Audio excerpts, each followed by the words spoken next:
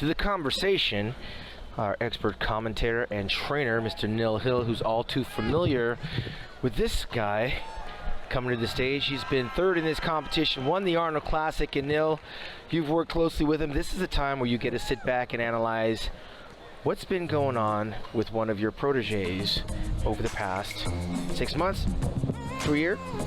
Well, at first, yesterday, I don't think that William brought what I felt the best of William Bonac to the stage.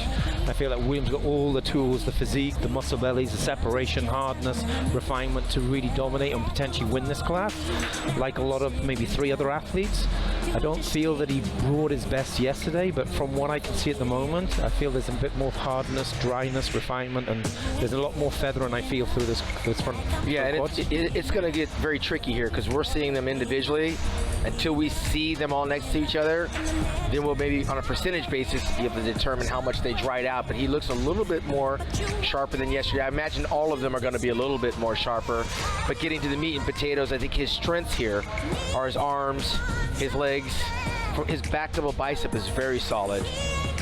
I think William's one of the 3-dimensional athletes, which you put him in pretty much most angles, he's going to be very dense, he's going to be refined, he's going to be detailed, and when William's 100% on, you'll see his hamstrings firing. If his hamstrings are firing tonight, which I didn't see yesterday there was feathering, there was separation and hardness through his glutes, but his hamstrings were not really feathering and really jumping out. But I feel that Williams made improvements since yesterday today, so it's going to be good to see him battling out where he's going to place. And I've said in the past, Williams is a small, shorter bodybuilder.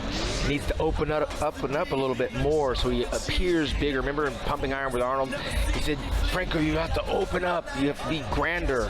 And William gets complacent in that, and he sometimes poses like a smaller bodybuilder. Now, guys, night over night, we are seeing a pretty big difference in the conditioning of William Bonac. Yeah, there's no question he's a little bit drier. He's still, like Neil said, we've seen him better than this in terms of condition. The question is, did everyone else improve to the same degree or more? I think that's obviously the doors wide open, obviously coming into this year's Mr. Olympia with a number of athletes potentially battling out for that.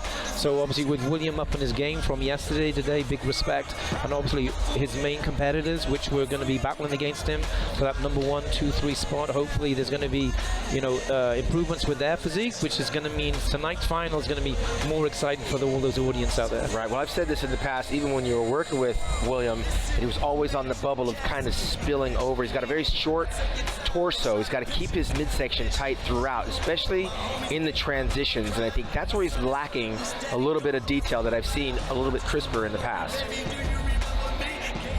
Well, this is our first look tonight at William Bonac. Before a little while from now we get to the confirmation round. I've never really been a fan of the guys that walk back and forth and kind of arm in the air, begging for applause. I know Dexter does that. Kevin Levrone used to do it, but I'd like to see a more choreographed routine for the fans. I don't know if Williams actually